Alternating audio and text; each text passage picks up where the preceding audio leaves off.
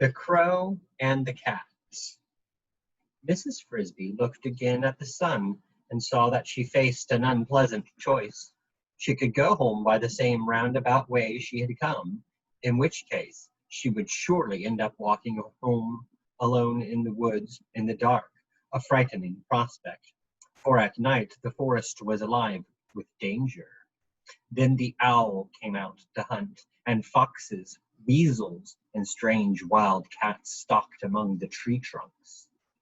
The other choice would be dangerous too, but with luck it would get her home before dark. That would be to take a straighter route across the farmyard between the barn and the chicken house, going not too close to the house, but cutting the distance home by half. The cat would be there somewhere, but by daylight and by staying in the open, away from the shrubs, she could probably spot him before he saw her.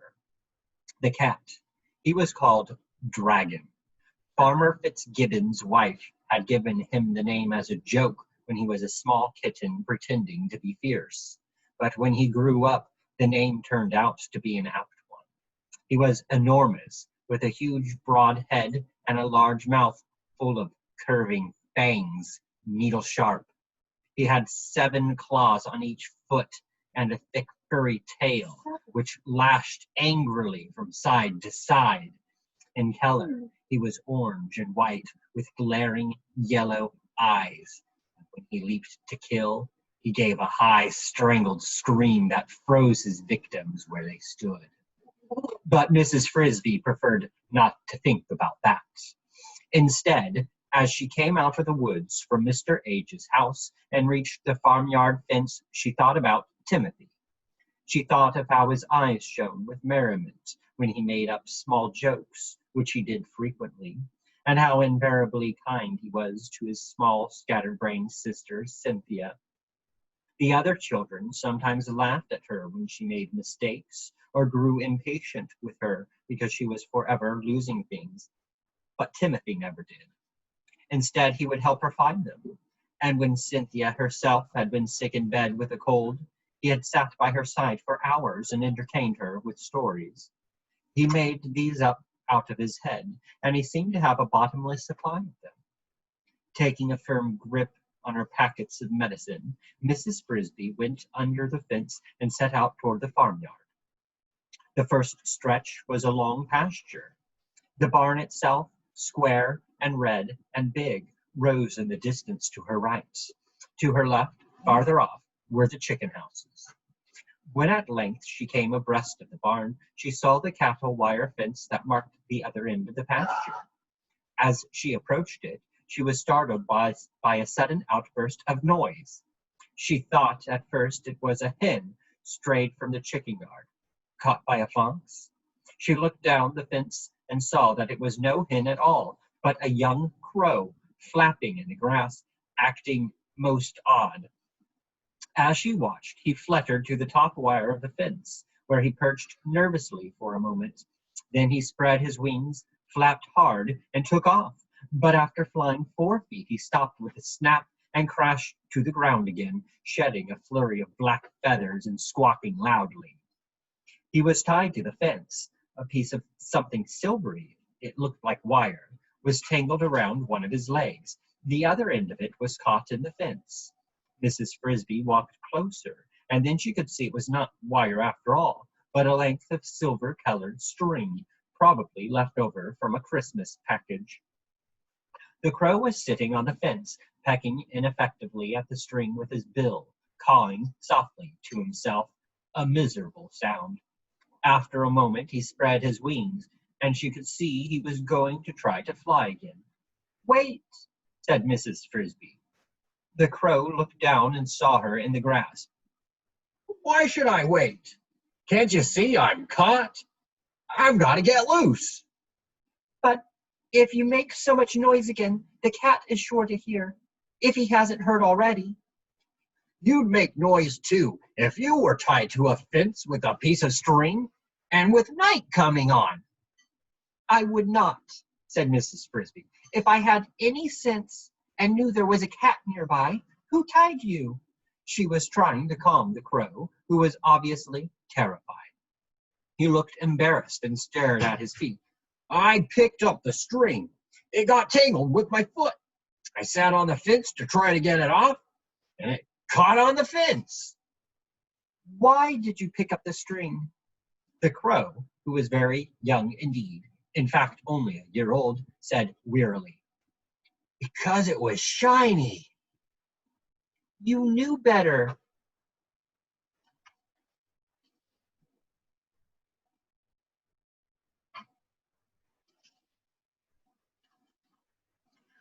I had been told, bird brain, thought Mrs. Frisby, and then recalled what her husband used to say. The size of the brain is no measure of its capacity, and well she might recall it, for the crow's head was double the size of her own. Sit quietly, she said. Look toward the house and see if you see the cat. I don't see him, but I can't see behind the bushes. Oh, if I could just fly higher. Don't, said Mrs. Frisby. She looked at the sun.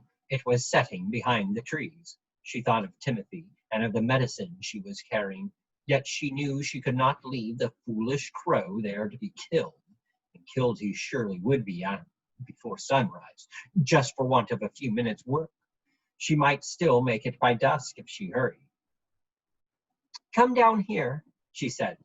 I'll get the string off. How? Said the crow dubiously. Don't argue. I only have a few minutes, she said, this in a voice so authoritative that the crow fluttered it down immediately. But if the cat comes, he said. If the cat comes, he'll knock you off the fence with one jump and catch you with the next. Be still. She was already at work with her sharp teeth, gnawing at the string. It was twined and twisted and twined again around his right ankle, and she saw she would have to cut through it 3 times to get it off. As she finished the second strand, the crow, who was staring toward the house, suddenly cried out, I see the cat! Quiet, whispered Mrs. Frisby. Does he see us? I don't know. Yeah, he's looking at me. I don't think he can see you. Stand perfectly still.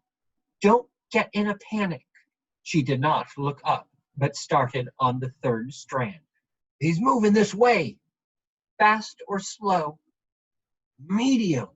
I think he's trying to figure out what I'm doing.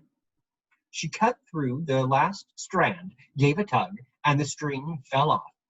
There, you're free. Fly off and be quick. But what about you? Maybe he hasn't seen me. But he will. He's coming closer. Mrs. Frisby looked around. There was not a bit of cover anywhere near, nor a rock, nor a hole, nor a log, nothing at all closer than the chicken yard, and that was in the direction the cat was coming from, and a long way off. Look, said the crow, climb on my back, quick, and hang on. Mrs. Frisby did what she was told, first grasping the precious packages of medicine tightly between her teeth. Are you on? Yes. She gripped the feathers on his back, felt the beat of his powerful black wings, felt a dizzying upward surge, and shut her eyes tight. Just in time, said the crow, and she heard the angry scream of the cat as he leaped at where they had just been. It's lucky you're so light. I can scarcely tell you're there. Lucky indeed, thought Mrs. Frisby. If it had not been for your foolishness, I'd never have gotten into such a scrape. However, she thought it wise not to say so under the circumstances. Where do you live? Asked the crow. In the garden patch, near the big stone. I'll drop you off there.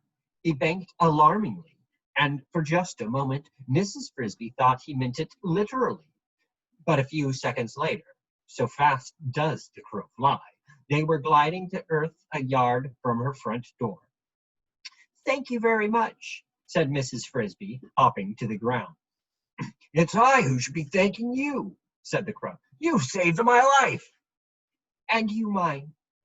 But that's not quite even. Yours wouldn't have been risked If it hadn't been for me and my piece of string. And since this was just what she had been thinking, Mrs. Frisby did not argue. We all help one another against the cats, she said. True, but just the same, I am in debt to you. If the time ever comes that I can help you, I hope you will ask me. My name is Jeremy. Mention it to any crow you see in these woods, and he will find me. Thank you, said Mrs. Frisby. I will remember. Jeremy flew away to the woods, and she entered her house, taking the 3 doses of medicine with her.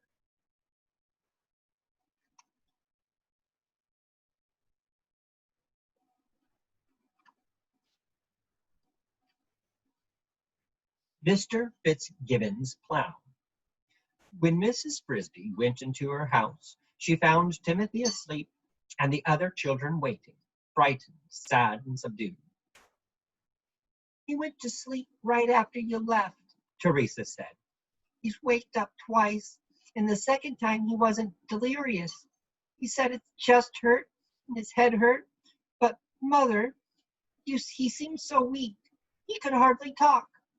He asked where you were, and I told him. Then he went back to sleep.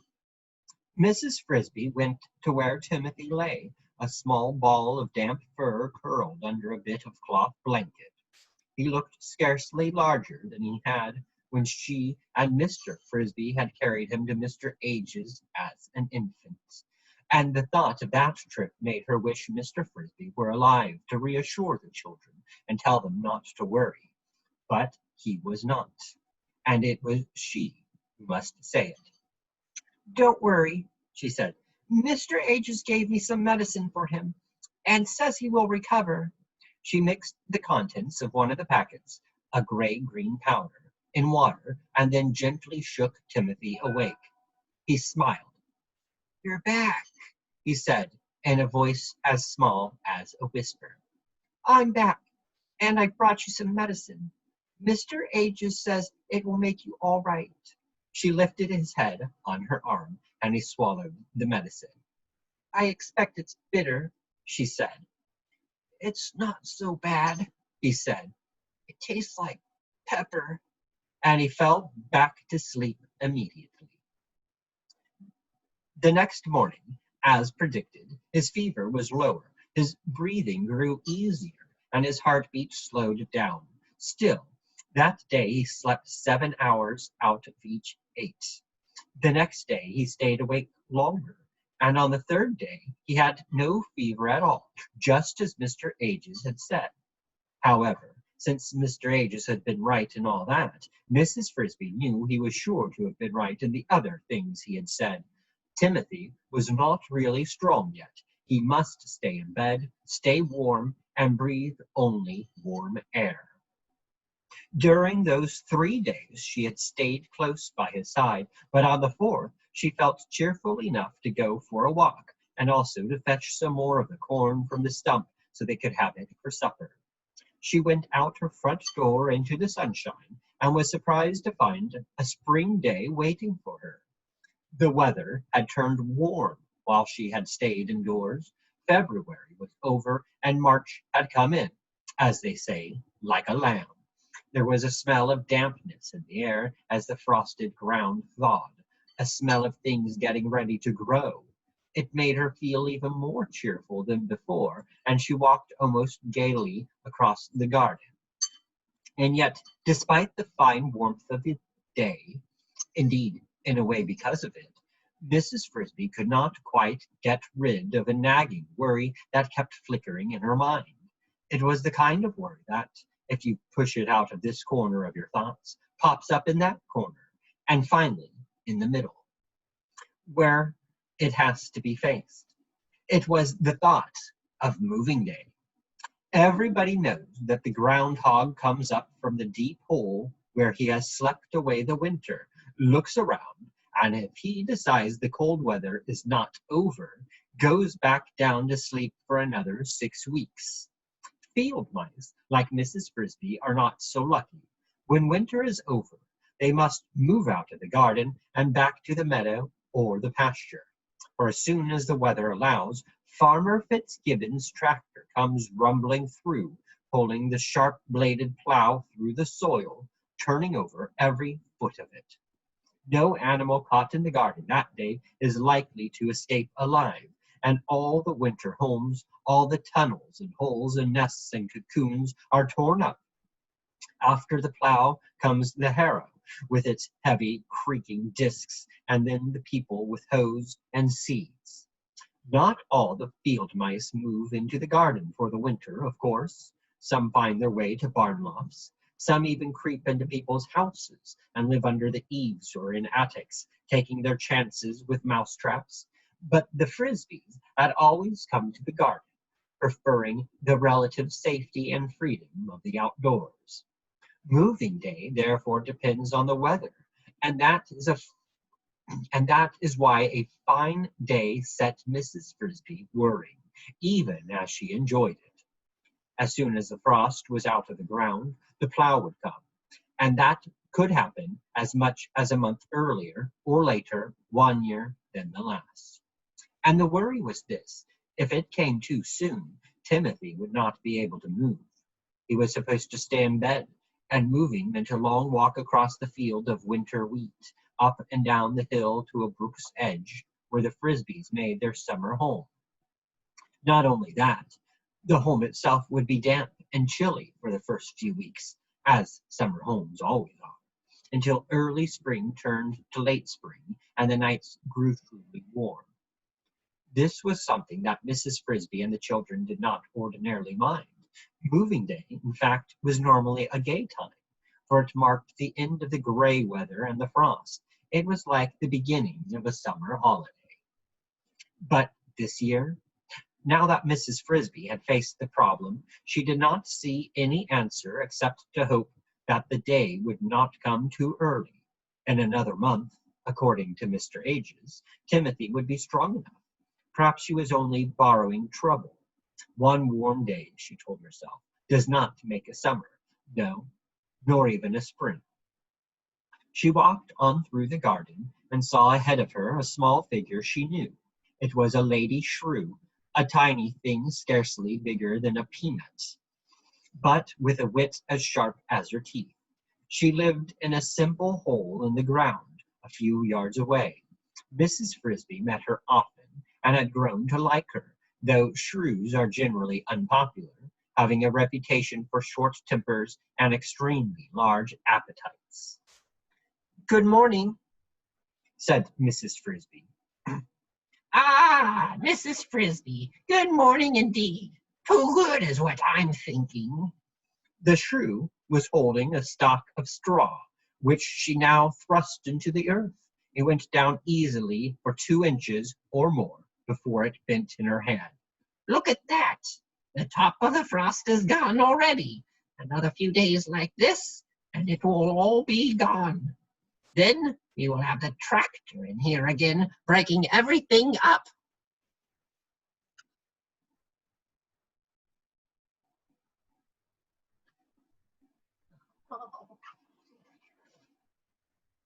"So soon? Do you really think so?" asked Mrs. Frisby, her worry returning in a rush stronger than before. "He plows when the frost is gone. Remember the spring of '65? That year he plowed on the 11th day of March, and on a Sunday at that. I moved down to the woods that night and nearly froze to death in a miserable hollow log. And that day came after a week of days just like this." Mrs. Frisby did remember it.